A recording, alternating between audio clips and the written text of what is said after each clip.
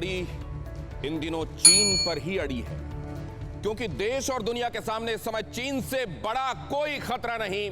वो जमीन से लेकर समंदर तक माओ माओ करना, पराया माल अपना कर रहा है, लेकिन उसके इन मंसूबों को अब पूरी दुनिया से चुनौती मिल रही है।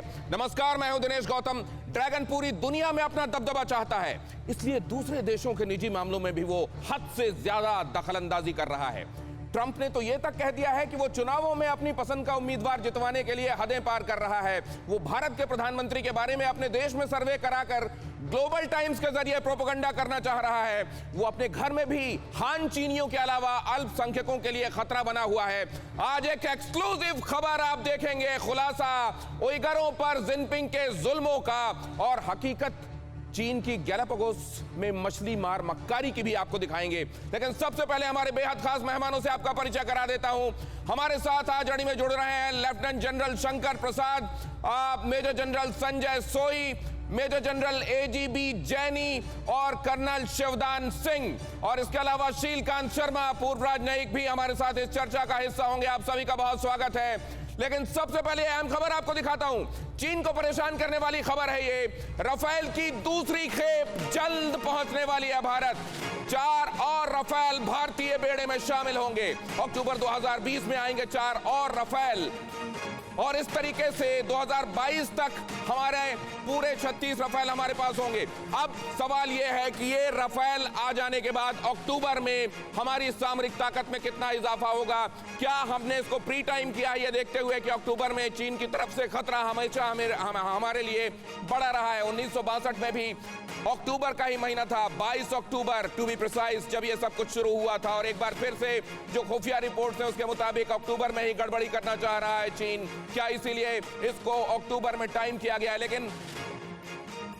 लेकिन सबसे पहले ये अहम बाइट आपको दिखाते हैं। सबसे बड़े मुल्क के सबसे ताकतवर आदमी की ये बाइट देखिए, और उसके बाद हम आगे आपको ले चलते हैं आज की अड़ी में चर्चा की तरफ।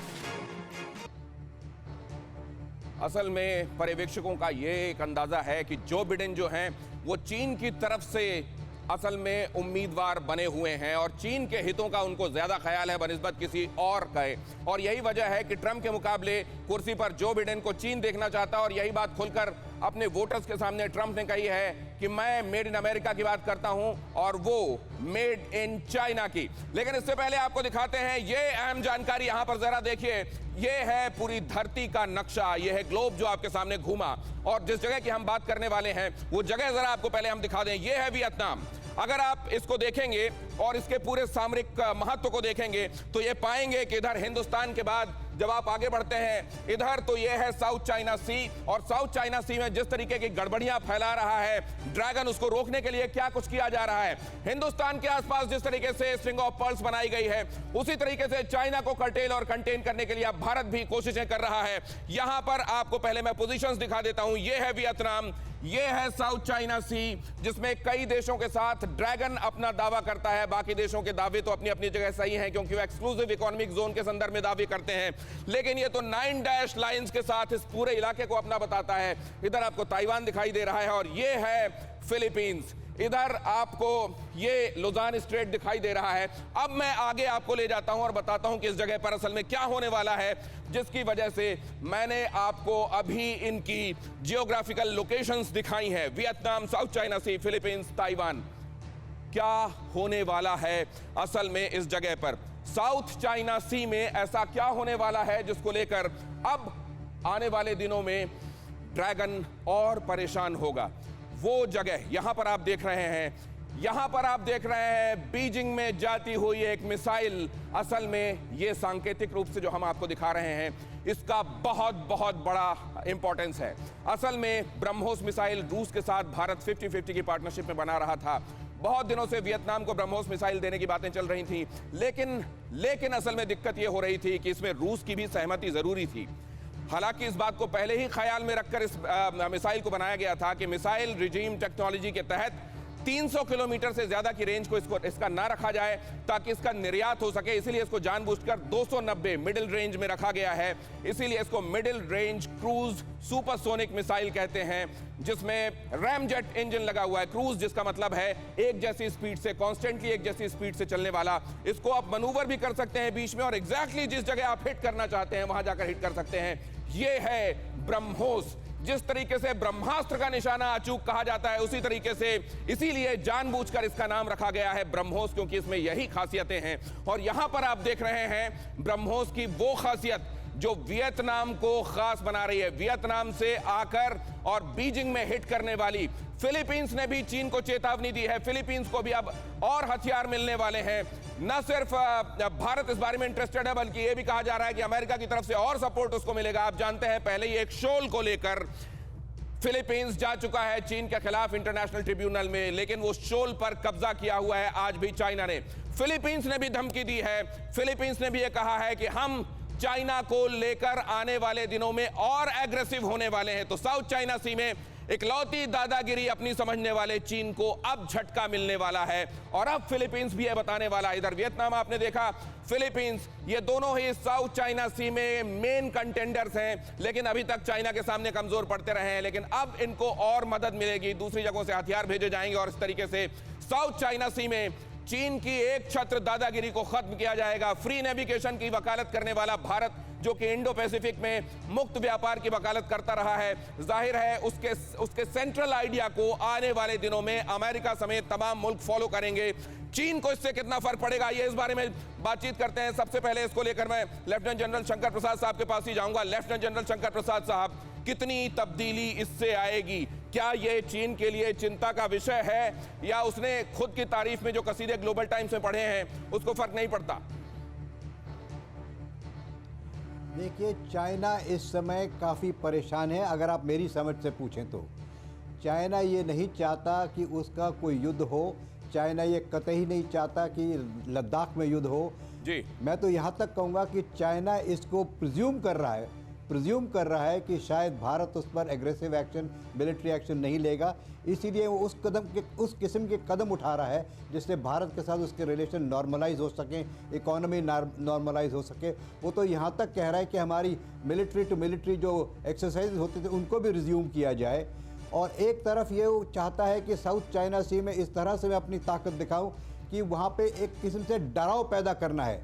इट्स ए साइकोलॉजिकल वॉरफेयर, मैं दोबारा कहूँगा। और चाइना इस समय, आपने टाइम कम दिया इसलिए मैं संक्षिप्त में बता रहा हूँ कि इंटरनल सिचुएशन चाइना ये उसको इस समय नहीं देती है ताकत कि वो किसी देश के साथ युद्ध कर सके या किसी देश के साथ इफरात टाइम है सर। सिर्फ इतनी सी गुजारिश है कि अगर 1 मिनट में शुरुआत में आप लोग बात पूरी कर पाएंगे तो एक राउंड सबके पास जा पाऊंगा। लेकिन आपने जो अहम बात कही है सर, मैं एक बात ये समझना चाहता हूं कि जब साई ऑप्स की बात होती है, जब ये होता है कि साइकोलॉजिकल ऑपरेशंस चल रहे हैं सर, साई ऑप्स में कैसे वो पॉइंट तय किया जाता है? ये किस तरीके से तय होता है कि यहां तक हम जाएंगे तो युद्ध नहीं होगा और इसके आगे हम चले गए तो युद्ध होगा? ये कैसे कैलकुलेशंस होते हैं, कैसे ये तय किया जाता है? और चीन इस समय जब चारों तरफ से अपने लिए खतरा आमंत्रित कर रहा है तो उसने कैसे ये तय किया है कि ये खतरा मेरे लिए ही भुगतने का कारण ना बन जाए? ये जरा मैं समझना चाहूंगा। सोई साहब।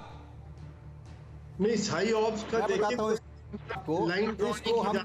आपके पास आऊंगा शंकर सर, आप एलाबोरेट कीजिएगा, मैं आऊंगा। अभी मेरा सवाल सोई साहब से है, मैं जरा समझ लूं फिर मैं आपके पास आता हूं सर जी। देखिए, साई ऑप्स की कोई लाइन नहीं ड्रॉ की जा सकती कि कहां तक जाएगा और कितने हद तक जाएगा। यह एक कंटिन्यूअस प्रोसेस है जिसके द्वारा सभी देश, ये जो भी देश आपस में कोशिश करते हैं कि दूसरे देश की मनोबल को तोड़ा जाए, उनकी सेना को, उनकी आम जनता को और उनकी सरकार का मनोबल तोड़ा जाए कि ताकि युद्ध करने की उनकी इच्छा शक्ति खत्म हो जाए, को तोड़ दिया जाए ताकि उनकी युद्ध करने की जो क्षमता है उस पर असर पड़े। शंकर सर, आप क्या कह रहे थे? जल्दी से अपनी बात खत्म करें, उसके बाद 6:15 बजे हम क्या दिखाने वाले हैं वो आपको बता रहा हूं। जल्लाद जिनपिंग का जुल्म का एक बड़ा खुलासा मैं करूंगा, लेकिन पहले शंकर प्रसाद साहब के पास। Over to you sir. एक लफ्ज इसको कहते हैं अंग्रेजी में ब्रिंकमैनशिप। आपने ये पूछा कि अंदाज़ा कैसे लगता है इसका, एक हिंदी मुझे इसका ट्रांसलेशन नहीं आता, लेकिन अंग्रेजी में इसको कहते हैं ब्रिंकमैनशिप। तो ये ब्रिंकमैनशिप चल रही है वो देख रहा है कि भारत में क्या हो रहा है, भारत युद्ध करना चाहता है कि नहीं चाहता, तैयार है कि तैयार नहीं है, मिलिट्री तैयार है, डिप्लोमेसी क्या है, इकोनॉमी क्या है, पॉलिटिकल सिचुएशन क्या है, इंटरनेशनल जियोपॉलिटिकल सिचुएशन क्या है।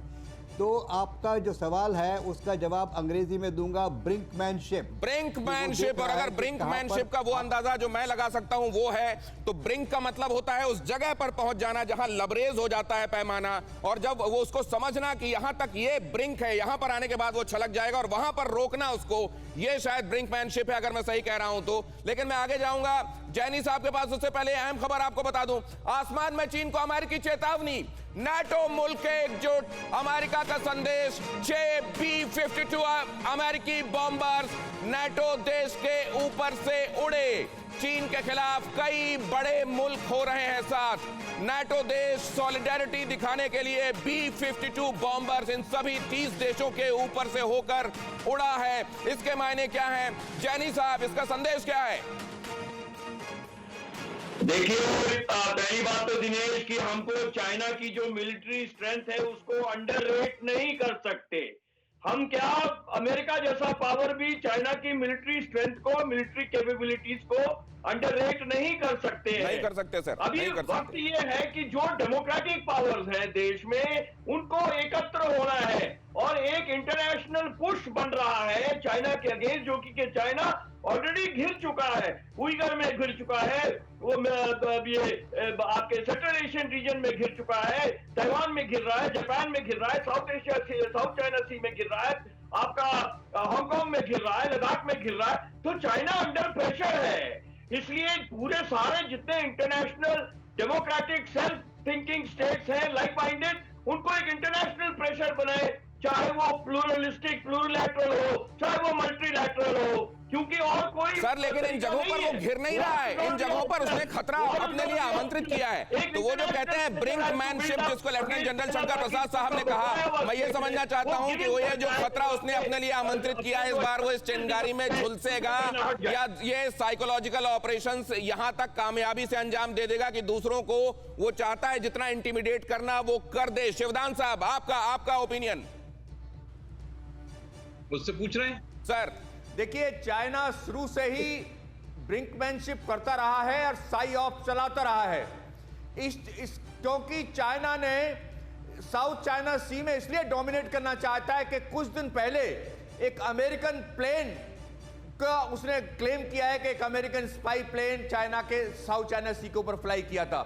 इसलिए उसने एक इंटरमीडिएट बैलिस्टिक मिसाइल फायर किए, टेस्ट किया है उस चाइना साउथ चाइना सी में, जिससे अमेरिका को बहुत ज्यादा शॉक लगा है। और अमेरिका ने इसके जवाब में, जो आज आप बोल रहे हैं B-52 बम्बर उड़ाया है, वो इसके जवाब में उड़ाया है।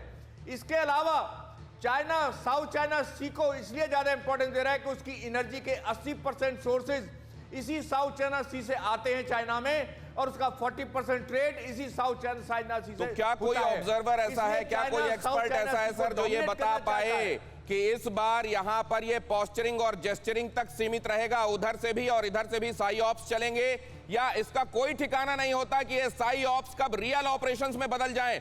शीलकांत शर्मा साहब, आप तो दोनों चीजों को देख रहे हैं, डिप्लोमेसी भी जानते हैं आप, असल में इसका कोई गारंटी ले सकता है कि कब कोई Sai ops real time operation में बदल जाएगा? नहीं, ये जो एग्रेशन है इसका तरीका यही होता है कि पुश द एनवेलप, जितना पुश कर सको करके देखो और फिर यू उसके बाद वापस लौट जाओ। तो चाइना यही ट्राई कर रहा है और वो सोच रहा है कि कितना दबा सकता है, और इस दबाने से वो फिर देखता है कि दूसरों पे क्या असर पड़ा है। पर हुआ यह है कि इन 3-4 महीनों में जो जितने देश हैं उनके हौसलों में एक परिवर्तन आया है, उनके इरादों में एक परिवर्तन आया है, और अमेरिका की तरफ से जो मैसेजेस आ रही हैं उससे ये बात साफ हो गई है कि कम से कम प्रेसिडेंट ट्रंप तो चाइना को बिल्कुल एनिमी नंबर 1 मानना चाहते हैं। वो खुलेआम उनकी जो प्रेस कॉन्फ्रेंस होती है उसमें कहते हैं वुहान वायरस, चाइना वायरस। तो जो सर, इसमें भी दो तरह के नजरिए हैं, जो ये कहते हैं कि ये ट्रंप का नजरिया नहीं है, अमेरिका का नजरिया है चीन को लेकर, और दूसरे लोग ये हैं जो ये कहते हैं कि ट्रंप खास तौर से चीन को इस तरीके से देखते हैं, लेकिन जो बिडेन के आने के बाद सिनेरियो बदल जाएगा। इसमें मैं आगे आपसे बातचीत करूंगा, लेकिन उससे पहले आपको यह अहम खबर बता दूं, चीन को सबक सिखाने के लिए अमेरिका तैयार है, जिसका जिक्र भी हो रहा था। अमेरिका ने चीन को बहुत बड़ी आर्थिक चोट दी है। 24 चीनी कंपनियों को ब्लैक लिस्ट करार दे दिया गया है। अमेरिका ने चीनी उद्योगपतियों को भी टारगेट किया है। दक्षिण चीन सागर में ये कंपनियां किसी न किसी सूरत में चीन की मददगार रही हैं। इन सभी चीनी कंपनियों को अमेरिका ने ब्लैक लिस्ट कर दिया है। धीरे धीरे तमाम तरह से, जिस तरह चाइना पूरी दुनिया के खिलाफ साजिश कर रहा है, उन तमाम फ्रंट्स पर दुनिया भी अब चाइना को कर्टेल और कंटेन करने की कोशिश कर रही है। आइए इस तरफ ले चलता हूं मैं आपको मैंने दिखाया कि किस तरीके से पूरी दुनिया के खिलाफ षड्यंत्र कहां कर रहा है और दुनिया उसके खिलाफ कैसे अपनी मोर्चेबंदी कर रही है। अब देखिए वो अपने घर में क्या कर रहा है। अपने घर में उसने यह तय कर लिया है कि हान अधिसंख्य रहेंगे, हान के अलावा जो अल्पसंख्यक हैं उनको कन्वर्ट किया जाएगा हानों में, और जो इसके लिए मानेंगे नहीं वो फिर उसकी धरती में रहेंगे नहीं। या तो वो ऊपर पहुंचा दिए जाएंगे, या फिर अगर वो भाग कर निकल गए तो पूरी जिंदगी कहीं और एग्जाइल में रहेंगे, शरणार्थी रहेंगे। फिलहाल ज्यादातर लोग जो जिनजियांग से भाग रहे हैं, जो वहां के अधिसंख्य थे, जिन्होंने कभी ईस्ट टर्किस्तान के लिए वहां आंदोलन किया था, वो वहां से भागकर अब टर्की में जाकर शरण ले रहे हैं। अब देखिए वो कौन सा जिक्र हम कर रहे हैं। जरा इस चेहरे को देखिए। ये चेहरा जो कि वहां टाओ बाओ नाम की एक कंपनी के लिए मॉडलिंग करता था और अच्छा खासा कामयाब मॉडल था। कम उम्र में इसकी बहुत ज्यादा कमाई थी और इसकी मिसालें दी जाती थी लोगों के बीच में कि सक्सेस ऐसी होनी चाहिए। लेकिन तभी अचानक एक दिन पता चलता है कि ये लड़का गायब हो गया। ये गायब होकर कहां गया? मर्दान गफ्फर, इसका नाम है मर्दान गफ्फर। खूबसूरत चेहरा, लेकिन उसकी गलती सिर्फ एक कि वो उइगर कम्युनिटी से ताल्लुक रखता था। उइगर मुसलमान होने की उसे सजा मिली और अब वो इंटर्नमेंट कैंप या जिसे वोकेशनल कैंप चाइनीज एस्टेब्लिशमेंट कहता है, या फिर जिसे चाइना की सरकार कहती है कि यहाँ स्किल्स सिखाए जाते हैं और यहाँ उनको रीइंडक्ट किया जाता है, वहां पर ले जाकर इस लड़के को बंद कर दिया गया। लेकिन इसकी हिम्मत देखिए, जहां शी जिनपिंग के जुल्म के आगे अच्छे घुटने टेक देते हैं, वहां इस लड़के ने अंदर से वीडियो बनाकर पूरी दुनिया के सामने जाहिर किया है। और वो वीडियो अब मैं आपको दिखा रहा हूं, जरा देखिए। यहां उसने अंदर, क्योंकि आज तक आपने जो तस्वीरें देखी हैं उसमें सिर्फ और सिर्फ इन कैंप्स के बाहर की तस्वीर देखी है, बाहर से कैसे दिखाई देते हैं वो देखा है। और कई कैंपों में तो चीन ने ये लिख रखा है कि इसके जैसी शानदार जगह दूसरी नहीं हो सकती। This is one of the best places for Uyghur to be. और वहां पर देखिए वहां हो क्या रहा है। यहां पर ये आपको जो दिखाई दे रही है ये हथकड़ी है, जहां उसके हाथ बांध दिए गए हैं। वो नाजुक सा कमसिन सा लड़का, उसके हाथ यहां बांध दिए गए। उसको खाने के लिए क्या दिया जा रहा है? कटोरे में बस कुछ एक खाना ऐसा जिसको पूरे दिन खाने के बाद भी आपको ये एहसास ना हो कि आपने कुछ खाया है क्या। और पीछे ये जो खिड़की नुमा चीज आपको दिखाई दे रही है, असल में ये सीखचे हैं। सीखचे इस तरीके से बनाए गए हैं कि वो ये प्रतीत ना हो अंदर से या बाहर से कि वो सीखचे हैं, लेकिन उससे बाहर निकल कर कोई जा ना सके। हैंडकफ किया गया है उसको हथकड़ी लगाई गई है, उसके पैर बंधे हुए हैं, उसके घुटनों में चोट के निशान भी आपको दिखाई देंगे। और उसको खाने के लिए जो दिया जाता है वो मैंने आपको बताया। और इस जगह जहां इसको रखा गया है वहां का जो परफेक्चर है, उसने बहुत दिनों पहले जब सैकड़ों की तादाद में पुलिस जिस बेंत से मारती है वो बेंत ऑर्डर किए, उन बेंतों पर लिपटे हुए इलेक्ट्रिक वायर वाले बेंत ऑर्डर किए गए, पेपर स्प्रे ऑर्डर किए गए और हैंडकफ्स ऑर्डर किए गए, तो पूरी दुनिया को ये लगने लगा था कि कुछ हो रहा है। और असल में जहां पर इन तमाम सामानों का उपयोग करके लोगों को अंदर बंद किया जाता है और उनके ऊपर अत्याचार किया जाता है, उसके बारे में क्या कहते हैं वहां के लोग कि यहाँ उनको रीइंडक्ट किया जाता है, यहाँ उनको वोकेशनल ट्रेनिंग दी जाती है, यहाँ उनको कामकाज सिखाया जाता है ताकि वो अपनी जिंदगी को बेहतर तरीके से जी सके। आपको पता है वहाँ क्या कहा जाता है जब उइगरों के मोहल्ले में वहाँ की PLA से रिलेटेड या वहाँ की सरकार से रिलेटेड कोई व्यक्ति दाखिल होता है और किसी उइगर से जाकर बोलता है, सुनो आज तुम्हारे साथ चाय पीना है। इस चाय पीना है का मतलब होता है कि अब आओ और तुम्हारे साथ डिस्कस होगा कि आने वाली जिंदगी तुमको कैसे गुजारनी है। माओ की तस्वीरें लगानी है, वो कुरान जो हमने लिखी है आइंदा उस कुरान को पढ़ना है। और सबसे अच्छा तो ये होगा कि अपनी दाढ़ी हटाओ, ये स्कल कैप हटाओ और आज के बाद भूल जाओ कि तुम्हारा धर्म क्या था, हान बन जाओ, निरीश्वरवादी बन जाओ। ये तस्वीर आपने देखी, इस लड़के पर जुल्म की दास्तान आपने देखी।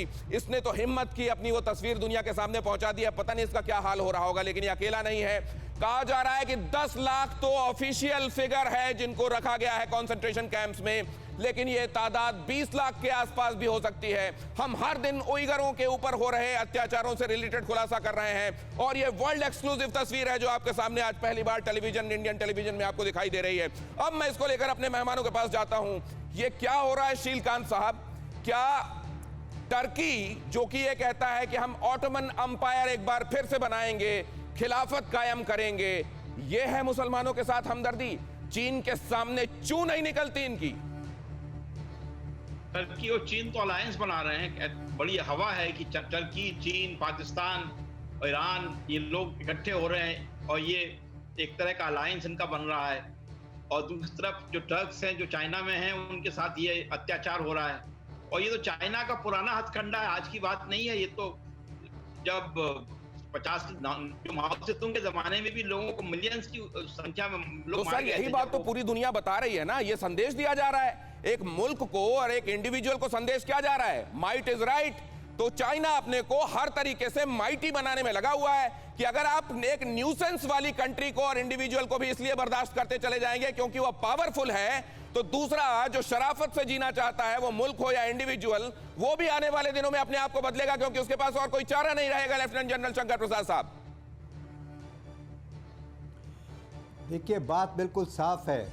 वो मुसलमान जो वहाँ पर उगर में हैं, उनको वो कहता है कि अपना रिलीजन बदलिए, अपने रहने का तरीका बदलिए, अपने प्रेयर्स का तरीका बदलिए और उस तरीक़ों को अपनाइए जो कि चाइना के मेन लैंड में होता है।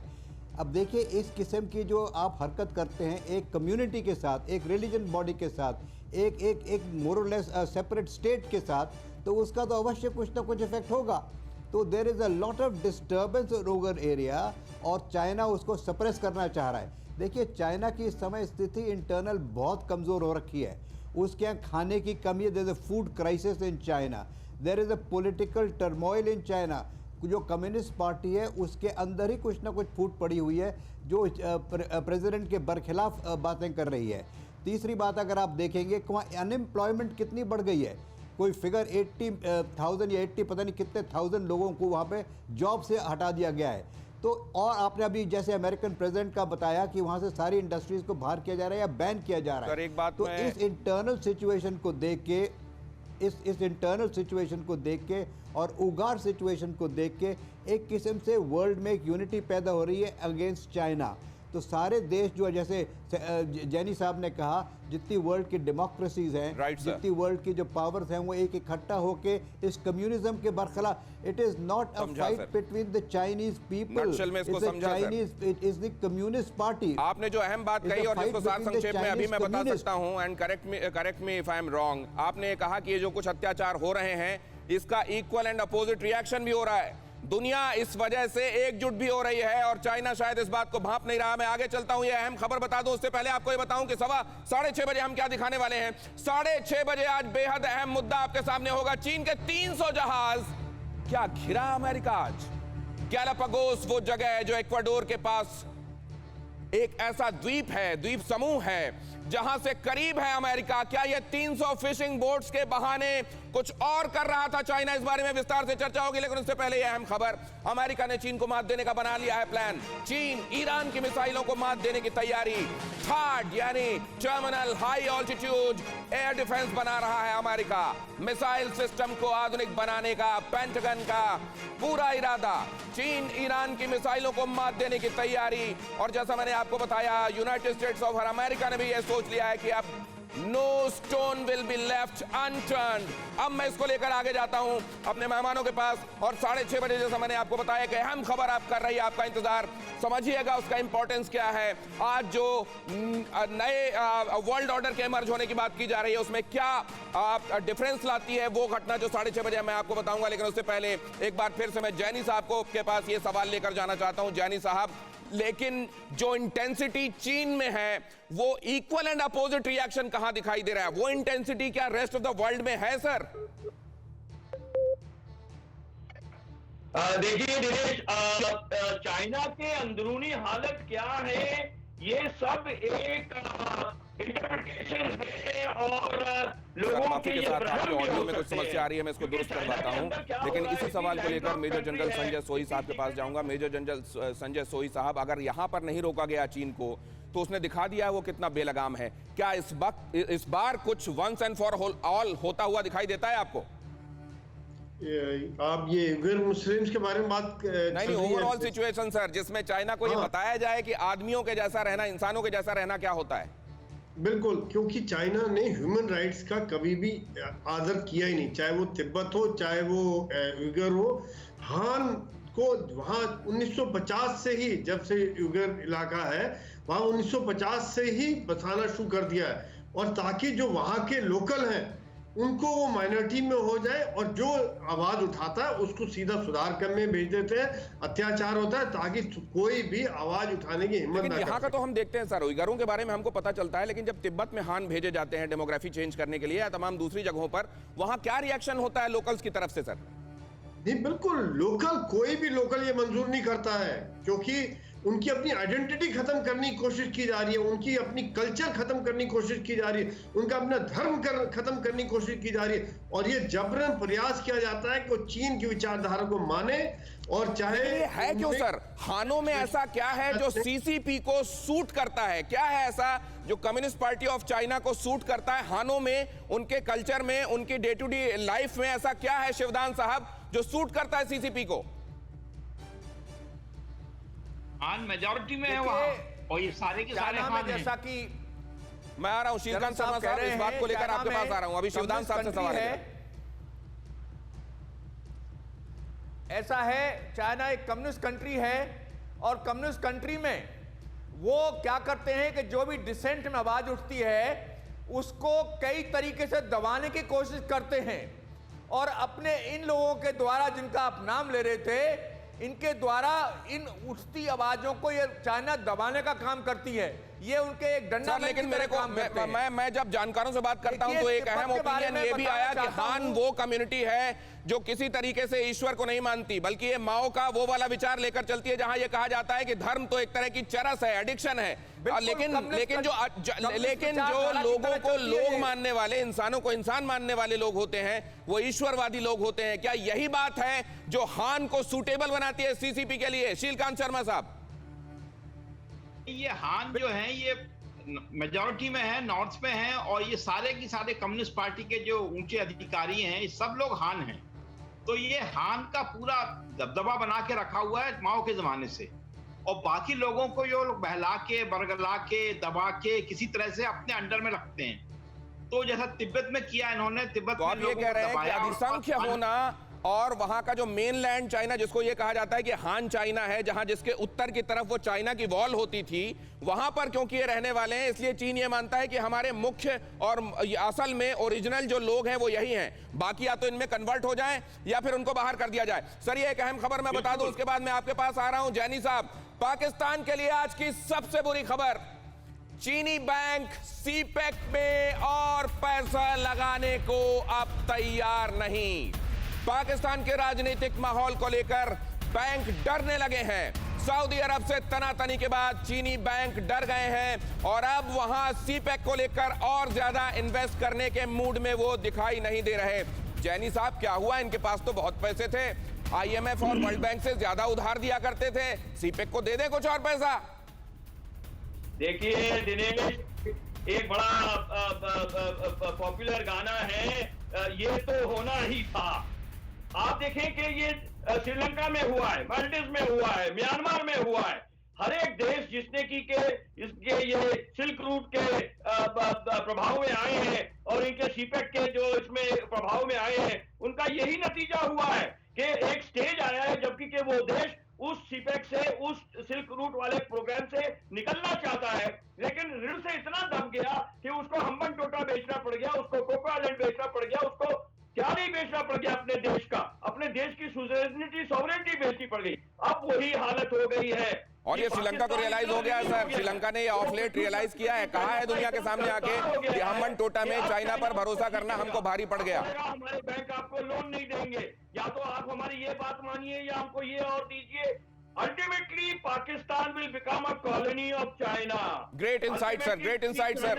आपको मैं दरखास्त के साथ यहां रोकूंगा जैनी साहब। अब आगे जिस खबर की तरफ मैं ले जाने वाला हूं उससे पहले ये ब्रेकिंग न्यूज आपके सामने आनी आवश्यक है। आइलैंड को लेकर अमेरिका और चीन के बीच में तनाव बढ़ा। गैलापागोस आइलैंड पर चीन ने भेजे 300 बोट्स, 300 फिशिंग बोट्स। चीन पर आरोप, फिशिंग बोट्स के नाम बदले गए। बोट से ट्रैकिंग सिस्टम्स को चीन ने हटाया। चीनी नौकाओं की मौजूदगी परेशानी का संकेत। उन्होंने समुद्र में जो कचरा छोड़ा है वो भी वहां बायोडायवर्सिटी के लिए बड़ा खतरा।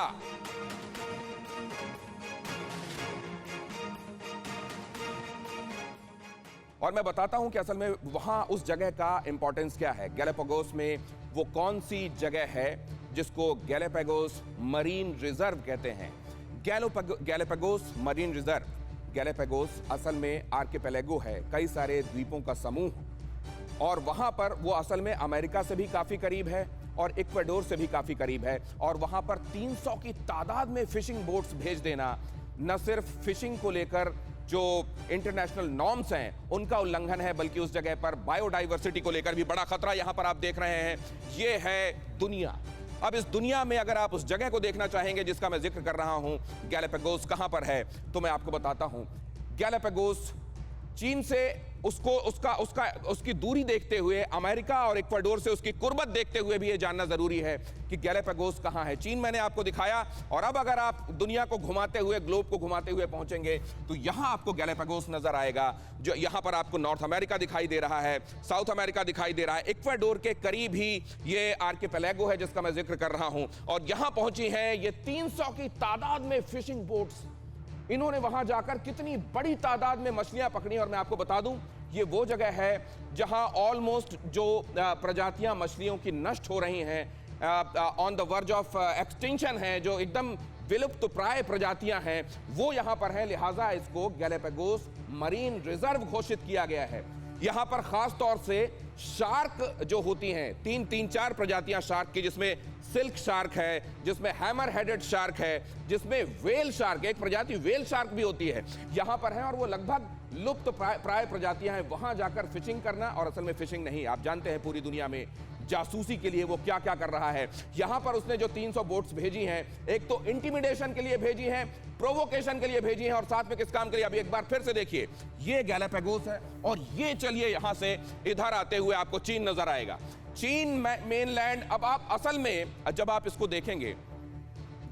देखेंगे कि ये बोट जो है ये कहां से चली हैं और किधर पहुंची है। एक तरीका तो ये है कि गैलापागोस ऐसे पहुंचा जाए, और दूसरा तरीका यह है जब आप ग्लोब को पूरा घुमाएंगे तो आप ये देखेंगे कि आमने सामने होते हैं, प्रशांत महासागर बीच में सेपरेट कर रहा होता है, और आमने सामने होते हैं चाइना और अमेरिका। तो वहीं पर नीचे जब आप जाते हैं तो गैलापागोस मिलता है, और वहीं पर जब 300 की तादाद में फिशिंग बोट्स पहुंच गई तो अमेरिका के लिए खासी चिंता का सबब हो गया। और इसीलिए माइक पॉम्पियो ने क्या कहा है वो भी मैं आपको दिखाता हूं। मछली तो बहाना है, चीन का कहां निशाना है। सेक्रेटरी पॉम्पियो लिखते हैं, reports of 300 Chinese vessels near the Galapagos disabling tracking systems, changing ship names and leaving marine debris are deeply troubling. We again call on the PRC to be transparent and enforce its own zero tolerance policy on illegal fishing. कितनी बड़ी तादाद में मछलियां पकड़ी गई हैं, मैं दिखाऊं आपको।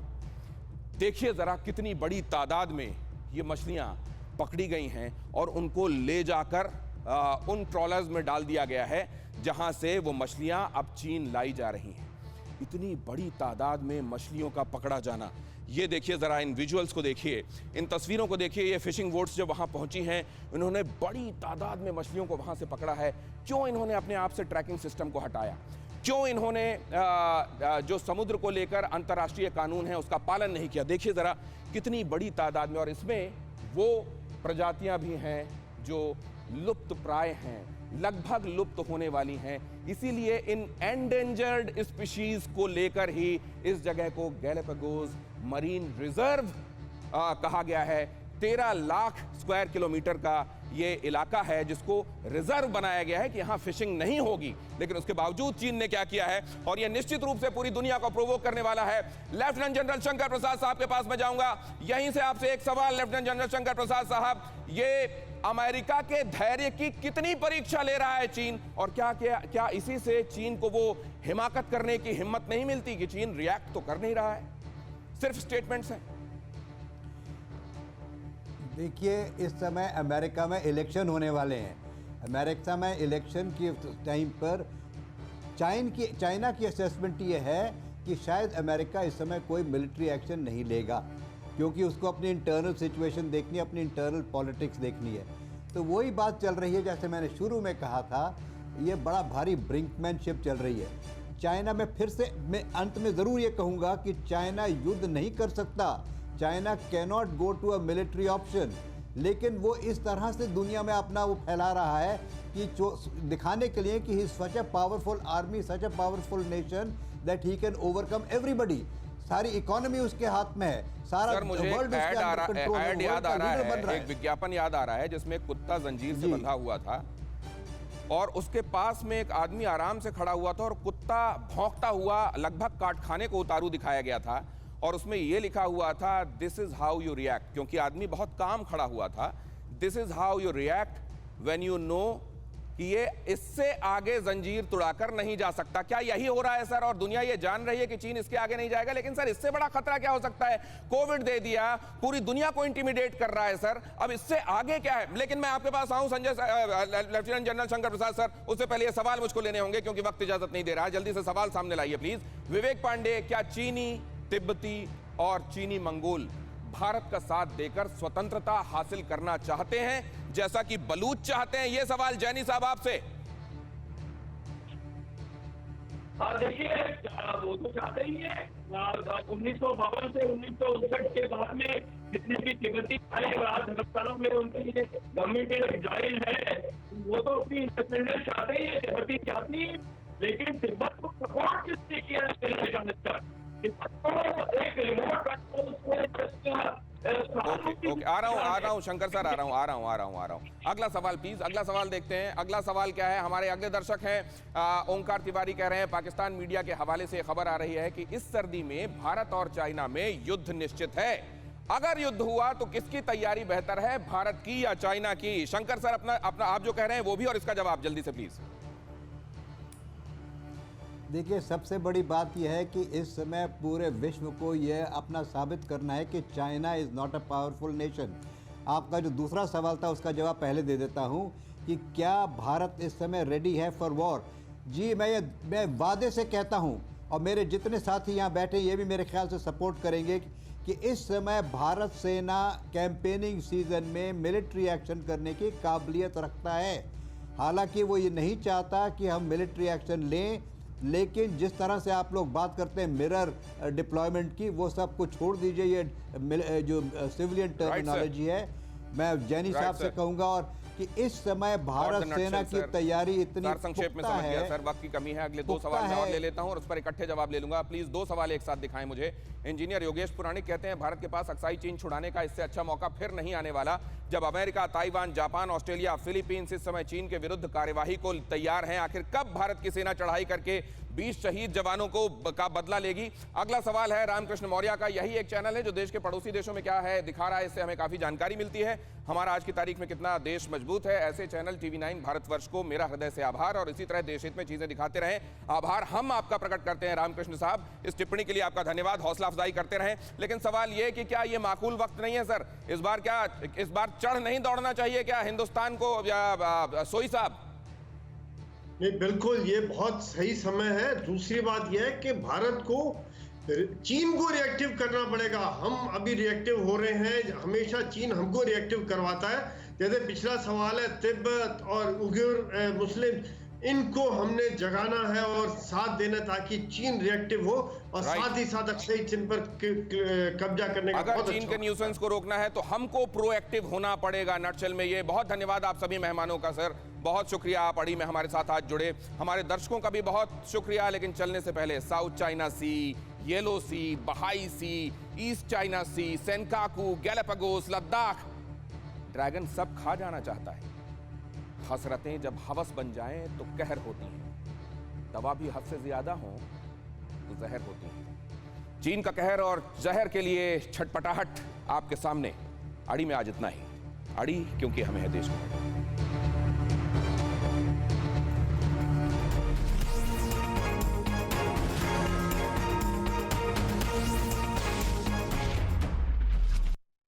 परवाह देश की, सोमवार से शुक्रवार रात 10 बजे TV9 भारतवर्ष पर।